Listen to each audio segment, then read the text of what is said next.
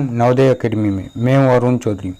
तो हम नवोदय विद्यालय 2024 की तैयारी के अंतर्गत कुछ प्रश्नों को हल कर रहे हैं। आज ये हमारी क्लास नंबर 2 रहेगी। तो अभी आपके सामने एक प्रश्न है जिसके आपके सामने 4 विकल्प है। आपको अपने प्रश्न का उत्तर कमेंट बॉक्स में बताते हुए जाना है। तो आज का हमारा पहला प्रश्न है 4 के प्रथम 4 गुणज लिखिए। तो हमारे सामने है 4 के प्रथम 4 गुणज लिखिए। तो 4 के हमको लिखना है प्रथम। प्रथम का मतलब होता है शुरुआत के। प्रथम का मतलब होता है शुरुआत के, है ना। 4 के हो सकते दूसरे गुणज भी हो हमारे पास, लेकिन अगर यहाँ पे लिखा है प्रथम तो इसका तात्पर्य होगा हमको शुरुआत के गुणजों के बारे में बात कर रहे हैं। शुरुआत के जो गुणज है उनके बारे में हम इस क्लास में डिस्कशन कर रहे हैं। तो प्रथम का मतलब होता है शुरुआत के, और गुणज का मतलब होगा कि ये जो 4 है, ये जो हमारा 4 है, इससे कौन कौन सी संख्या में पूरा भाग जाता है। तो हम 4 के अगर प्रथम गुणजों की शुरुआत करेंगे तो सबसे पहले 4 ही होता है जिसमें हमारा पूरा भाग जाता है।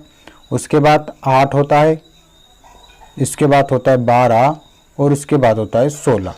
तो हमारे 4 के गुणज कौन कौन से हो गए। तो 4 के प्रथम 4 गुणज हो गए 4, 8, 12 और 16। तो हमारा कौन सा उत्तर हो गया, उत्तर नंबर ए इसका बिल्कुल सही आंसर है। जिन बच्चों ने विकल्प नंबर ए बताया है उनका बिल्कुल सही आंसर है।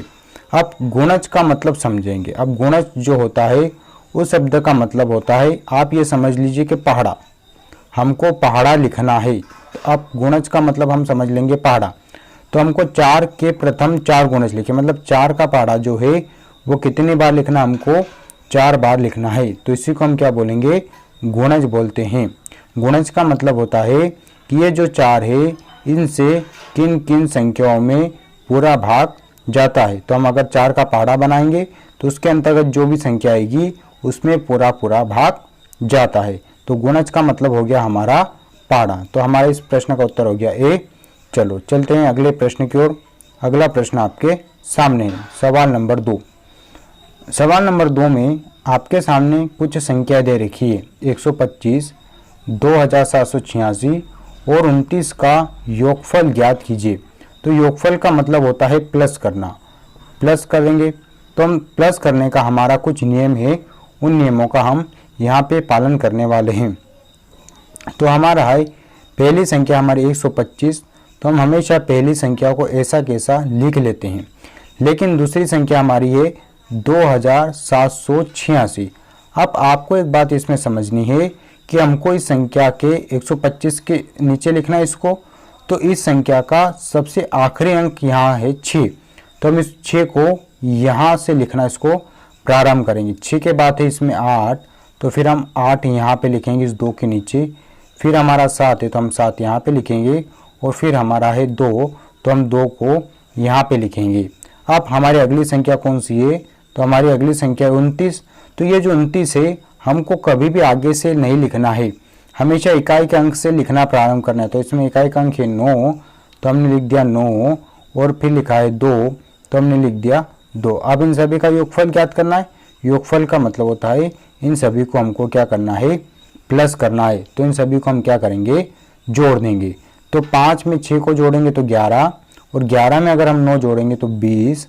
हासिल कितना है हमारे पास में 2। 2 में 2 को जोड़ेंगे 4, 4 में 8 को जोड़ेंगे 12, 13, 14 के 4, हासिल 1। अब 1 और 1 2, 7 और 2 9 और 2। तो हमारा उत्तर क्या आया, 2940 इसका बिल्कुल सही आंसर होगा। तो कौन सा होगा हमारा, विकल्प नंबर डी। तो जिन बच्चों ने विकल्प नंबर डी बताया है उनका बिल्कुल सही आंसर होगा।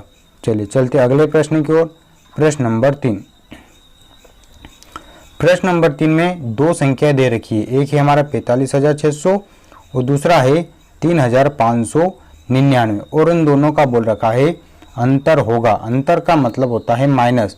हमने कल वाली क्लास में भी इसके बारे में चर्चा किया था कि अंतर का मतलब होता है घटाना। जब भी परीक्षा में अंतर शब्द का प्रयोग करेगा तो इसका मतलब हम क्या करेंगे, संख्या को घटाएंगे। तो ये बहुत आसान प्रश्न है। इसमें हमको क्या करना है, 2 संख्या दी गई है और उन दोनों को आपस में घटाना। तो हम क्या, इसको लिखने का हमको तरीका है, सबसे पहले हम जो पहली वाली संख्या है उसको ऐसा कैसा हमको लिख लेना है, उसमें कोई परिवर्तन नहीं करना। जब हमको दूसरी वाली संख्या, अब दूसरी वाली संख्या हमारे सामने 3599, तो इस संख्या को अगर हमको लिखना है तो इसमें सबसे पहले हम आखिरी अंक को या इकाई के अंक को सबसे पहले सबसे पीछे वाली संख्या के नीचे लिखते हैं। अब ये अंक लिख दिया हमने, उसके बाद फिर 9 है तो हमने फिर इस 9 को इसके नीचे लिख दिया। उसके बाद में फिर 5 है तो हमने इस 5 को यहाँ पे लिख दिया, और फिर 3 है तो हमने इस 3 को यहाँ पे लिख दिया। तो ये हमको लिखने का तरीका हमको पता होना चाहिए। आपको कभी भी आगे से नहीं लिखना। यहाँ पे अगर जगह खाली हो रही है तो उसको खाली रहने देना है, इसको कुछ नहीं करना है। तो इसको अब हम माइनस करेंगे तो 0 में से 9 नहीं जा सकता है इस वाली संख्या में, तो हम इससे उधार लेंगे। तो हम इससे उधार लेंगे तो ये हो जाएगा हमारा 5, और ये हो जाएगा 10, ये हो जाएगा 9, और ये हो जाएगा 10। तो 10 में से हमको 9 को घटाना है तो 1 बचेगा, और 9 में से 9 गए तो 0, 5 में से 5 गए तो 0। चलिए 5 में से 3 जा सकता है तो 5 में से 3 गए तो 2, और ये 4 में से 0 गए तो 4। मतलब हमारा उत्तर आ गया 42,001। 42,001 हम उत्तर में ढूंढेंगे तो हमारा कौन सा आ रहा है, विकल्प नंबर ए इसका बिल्कुल सही आंसर होगा। जिन बच्चों ने विकल्प नंबर ए बताया है उनका बिल्कुल सही आंसर होगा। चलिए चलते हैं अगले प्रश्न की ओर। सवाल नंबर 4। सवाल नंबर 4 दे रखा है 4815 भागित 9 में भागफल ज्ञात कीजिए। भागफल का मतलब होता है आपको इस संख्या से इसमें भाग लगाना है। क्यों भाग लगा रहे हैं? क्योंकि हमको भागफल पता करना है, और हम हमेशा किससे भाग लगाते हैं, तो पीछे वाली संख्या जो हमारा भाजक होता है उससे हम भाज्य में भाग लगाते हैं। तो हम क्या करेंगे, भाग लगाएंगे। तो भाग लगाने का हमारे कुछ नियम है, उन नियमों का पालन करते हुए हम भाग लगाएंगे। तो सबसे पहले आपको संख्या को इस प्रकार यहाँ पे लिख लेना है। और अब हम देखेंगे यहाँ पे 9, तो आपको यहाँ पे सबसे पहले एक अंक लेना है, और एक अंक हमारा है 4। तो हमको 9 से ये 4 क्या है हमारा छोटा है, इसलिए हम यहाँ पे 2 अंक लेंगे। तो 2 अंक कौन से हो जाएंगे हमारे, 48 हो जाएंगे। अब हमको 9 का पहाड़ा बोल के या तो 48 लाना है या 48 से हमको कम लाना है। तो हम 9 का पहाड़ा बोलिए और 48 से कम लाइए।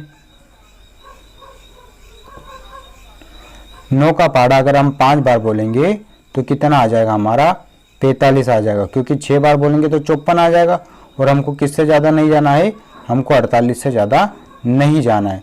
तो अब हम इसको घटाएंगे तो 8 में से 5 गए तो 3, और 4 में से 4 गए तो 0। हम इस 0 की जगह क्रॉस भी लगा सकते हैं। ठीक है, चलिए अब हमको भाग में ऊपर से एक एक अंक को उतारना। तो ऊपर एक अंक कौन सा हमारा, 1, तो हमने इस 1 को यहाँ पे लिख लिया है।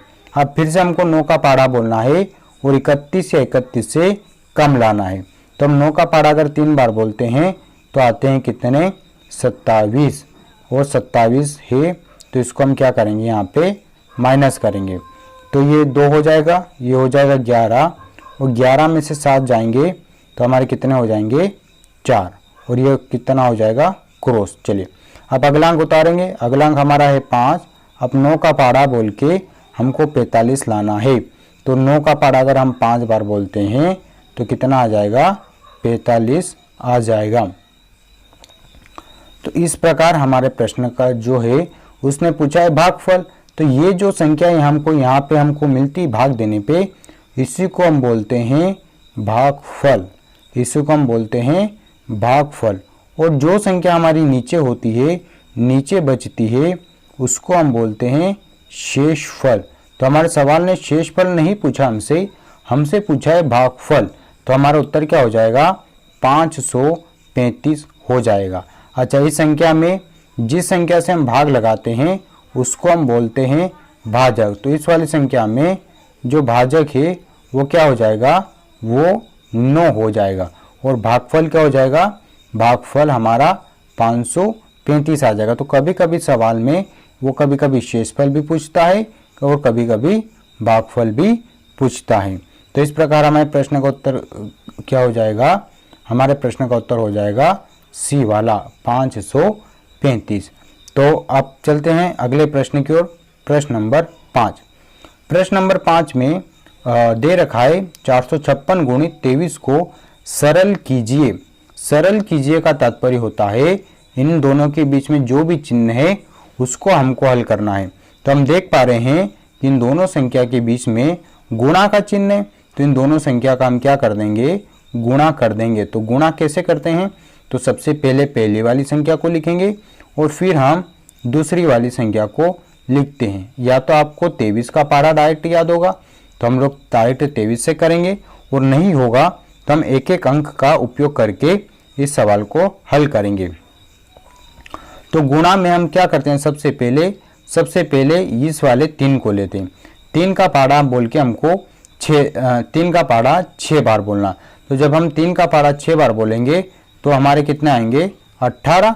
तो इस 18 को हमको पूरा यहाँ पे नहीं लिखना है, 18 का हमको लिखना है 8, और हमारा हासिल क्या हो जाएगा, इधर जो बचेगा उसको हमको यहाँ पे हासिल लगा देना। अब फिर से हम 3 का पारा 5 बार बोलेंगे। तो 3 का पारा अगर 5 बार बोलेंगे तो 15, और 15 में हमने 1 को जोड़ा तो कितना हो गया, 16। तो 16 का जो इकाई का अंक होता है उसको हम लिखते हैं यहाँ पे नीचे, और जो इधर आगे बचता है उसको हम लिखते हैं हासिल के रूप में। अब फिर से 3 का पारा हमको बोलना है 4 बार। तो 3 का पारा अगर 4 बार बोलेंगे तो 12, और 12 में अगर हम 1 जोड़ेंगे तो 13। अब कंप्लीट 13 को लिख देंगे क्योंकि 4 से आगे हमारे पास में किसी प्रकार की कोई संख्या नहीं है। चलिए, जब हमारी एक संख्या का हम पारा बोल देते हैं तो हम लगा देते हैं एक क्रॉस को। अब हमको 2 का पारा बोलना है 6 बार, फिर 5 बार और फिर 4 बार। तो 2 का पारा अगर 6 बार बोलेंगे तो आएंगे 12, और 12 में हम लेंगे इकाई के अंक 2 को, और इस 2 को आपको यहाँ पे लिखना है, और ये जो 1 आया ये हमारा हासिल के रूप में ऊपर आ जाएगा। अब फिर 2 का पारा 5 बार बोलेंगे तो 10, और 10 में अगर हम 1 को जोड़ेंगे तो 11। तो 11 को हम इस प्रकार लिखते हैं, जिसमें हम इकाई के अंक को लिखते हैं हमेशा नीचे, और जो हासिल रहता है उसको हमेशा कहाँ पे लिखते हैं, ऊपर। अब 2 का पारा 4 बार बोलेंगे तो 8, और 8 में अगर हम 1 जोड़ेंगे तो 9 हो जाएगा। अब हमने जब दोनों संख्या का गुणा कर लिया तो इन दोनों को हम प्लस करते हैं। तो 8 में क्रॉस कुछ नहीं होगा, 8 का अपना 8 हो जाएगा। 6 में 2 को अगर हम जोड़ेंगे तो 8, ये भी हो जाएगा। 3 में अगर 1 जोड़ेंगे तो 4 हो जाएगा, और 9 में 1 जोड़ेंगे तो 10 हो जाएगा। तो इस प्रकार हमारा उत्तर आ गया 10,488। तो हमको उत्तर ढूंढना है, तो हमारा कौन सा आ रहा है, विकल्प नंबर 20 का बिल्कुल सही आंसर आ रहा है 10,488। तो आपको गुणा इसी प्रकार करना है। चलिए चलते हैं अगले प्रश्न की ओर। प्रश्न नंबर 6 दे रखा है, संख्या 34,567 का प्रसारित रूप क्या होगा। प्रसारित या विस्तारित रूप दोनों शब्दों का मतलब एक ही होता है। अब प्रसारित या विस्तारित रूप का मतलब होता है उस संख्या को हमको बड़ा करना। तो हमारे सामने एक संख्या दे रखी है 34,567। अगर हमको इसका विस्तारित रूप या प्रसारित रूप बताना है तो हम क्या करेंगे, सबसे पहले 3 है तो उस 3 को हम सबसे पहले लिखते हैं। फिर 3 के बाद कितने अंक, 1 2 3 4। तो हम इसमें क्या करेंगे, 4 0 लगा देंगे। फिर हम लगाएंगे प्लस का चिन्ह। उसके बाद अगली संख्या हमारा है 4, तो हम लगा देंगे 4, और उसके बाद गिनेंगे 1 2 3। तो हम इसमें कितने 0 लगा देंगे, 3 0 लगा देंगे। फिर हम लगाएंगे प्लस का चिन्ह। फिर अगला अंक हमारा है 5, और कितने अंक उसके बाद 1 और 2। तो हम कितने 0 लगा देंगे, 2 0 लगा देंगे। उसके बाद अगला अंक हमारा है 6, और उसके बाद कितना अंक 1, तो 1 0, और फिर हमारा हो जाएगा प्लस का 7, क्योंकि 7 के बाद कोई अंक नहीं है इधर किसी भी प्रकार का, तो हमारा 7 का 7 ही रहेगा। तो हमने क्या किया, इस संख्या का विस्तारित रूप कर दिया। ये एक छोटी सी संख्या थी, एक छोटी सी संख्या इस प्रकार थी 34,567, तो हमने इसका विस्तार कर दिया। विस्तार का मतलब हमने इसको सिर्फ फैला दिया है। तो हमारा कौन सा उत्तर हो जाएगा, हमारा विकल्प नंबर ए इसका बिल्कुल सही आंसर हो जाएगा। प्रसारित रूप का एक और क्या नाम हो जाता है, तो प्रसारित रूप का एक और नाम हो जाता है विस्तारित रूप। तो कभी कभी परीक्षा में प्रसारित रूप भी दे सकता है या विस्तारित रूप भी दे सकता है। ठीक है, चलिए चलते हैं अगले प्रश्न की ओर। अगला प्रश्न आपके सामने सवाल नंबर 7। सवाल नंबर 7 है, निम्न में से कौन अभाज्य संख्या है। देखिए इसमें पूछा गया है कि कौन अभाज्य संख्या है। तो आपके सामने 4 विकल्प है, उसमें आपको एक अभाज्य संख्या दी गई है, उसको आपको चयन करना है। तो सबसे पहले इसके 2 तरीके हो सकते हैं, या तो आपको याद हो, है ना, आपको याद हो तो आप बता सकते हैं कि कौन अभाज्य संख्या नहीं है इसमें या कौन है, और दूसरा तरीका हम भाग लगा के देख लेंगे। तो सबसे पहले हम अगर बात करेंगे 57 की, तो हम ये देखेंगे कि क्या 57 सम है या विषम। तो विषम है तो हम इसमें 3 से भाग लगा के चेक करते हैं। तो क्या इसमें 3 से पूरा भाग लगाएंगे तो 3 है कम 3, 5 में से 3 गए तो 2, ऊपर से उतारा 7, 3 नाम 27, मतलब इसमें तो 3 से पूरा भाग जा रहा है, मतलब अभी 57 अभाज्य संख्या नहीं है। फिर हम देखेंगे सी वाला, तो इसमें क्या हो रहा है, तो इसमें ये हमारी सम संख्या है, तो ये भी अभाज्य संख्या नहीं हो सकती। फिर हमारा 85 है, तो 85 में हम क्या करेंगे, 5 से भाग लगा के देख लेंगे। तो 5 एकम 5, अब 8 में से 5 गए तो 3, ऊपर से उतारा 5, और 5 का पारा हम 7 बार बोलेंगे तो 35, मतलब इसमें भी पूरा भाग जा रहा है, तो ये भी हमारा विकल्प नहीं हो सकता है। तो इस प्रकार हम देख रहे हैं कि हमारे 3 विकल्प खत्म हो चुके हैं। तो हमारे पास में कौन सा विकल्प नंबर बचा है, विकल्प नंबर 20 का बिल्कुल सही आंसर हो जाएगा कि निम्नलिखित में से कौन सी अभाज्य संख्या है। तो 101 हमारी अभाज्य संख्या है। तो क्योंकि 57 भी अभाज्य नहीं है, 72 भी नहीं है, और 85 भी नहीं है, तो कौन सी हो जाएगी, हमारी 101 अभाज्य संख्या हो जाएगी। जिन बच्चों ने विकल्प नंबर बी बताया उनका बिल्कुल सही है। जो लोग चैनल पर नए, चैनल को सब्सक्राइब जरूर कर लेना और वीडियो को लाइक जरूर कर देना। चलिए चलते हैं अगले प्रश्न की ओर। प्रश्न नंबर 8। चलिए प्रश्न नंबर 8 है, गलत कथन का चयन कीजिए। गलत कथन, कथन का मतलब होगा वाक्य। आपके सामने जो 4 विकल्प दे रखे हैं उसमें से एक गलत है, उसी को आपको बाहर करना है, वही हमारा उत्तर होगा। जो गलत है वही हमारा उत्तर होगा। पहला विकल्प हमारा है ए। सबसे पहले हम ए वाले विकल्प को पढ़ रहे हैं कि क्या 64 एक सम संख्या है। तो हमारी सम संख्या की पहचान क्या होती है, 0, 2, 4, 6, 8, ये अगर इकाई के स्थान पे होता है तो उसको हम बोलते हैं सम संख्या।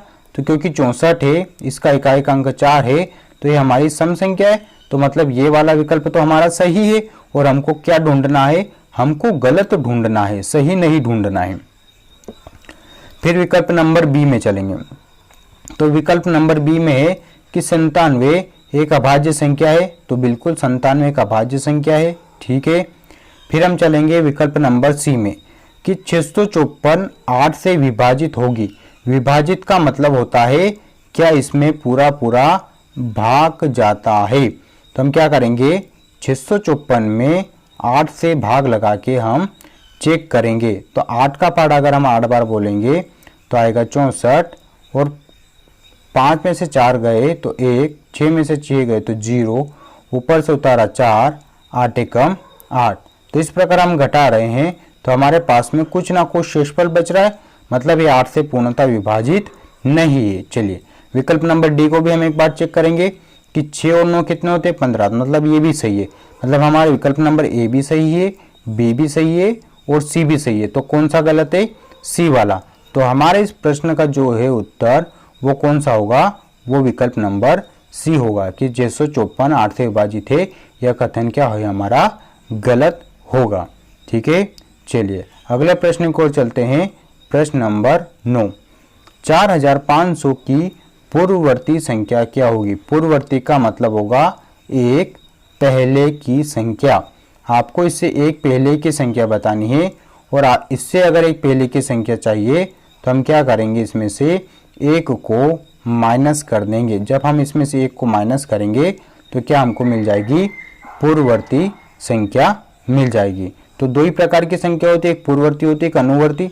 अनुवर्ती में हम +1 करते हैं, यहाँ पे पूछा गया पूर्ववर्ती, तो हम इसमें क्या करेंगे, एक को माइनस करेंगे। तो एक को जब हम माइनस करेंगे तो 4499 हमारा उत्तर आ जाएगा। तो इस प्रकार कौन सा उत्तर होगा, तो हमारा विकल्प नंबर डी इसका बिल्कुल सही आंसर हो जाएगा। चलते हैं अगले प्रश्न की ओर। अगला प्रश्न है, कुछ संख्या दे रखी है और बोला संयुक्त संख्या कौन सी होगी। संयुक्त संख्या मतलब आपके सामने एक विस्तारित रूप दे रखा है, हमको उसको वापस संख्या में बदलना है। तो अगर कुछ भी समझ में नहीं आ रहा है तो ये चिन्ह देख के तो हमको समझ में आ रहा है ना, इसमें क्या करना है।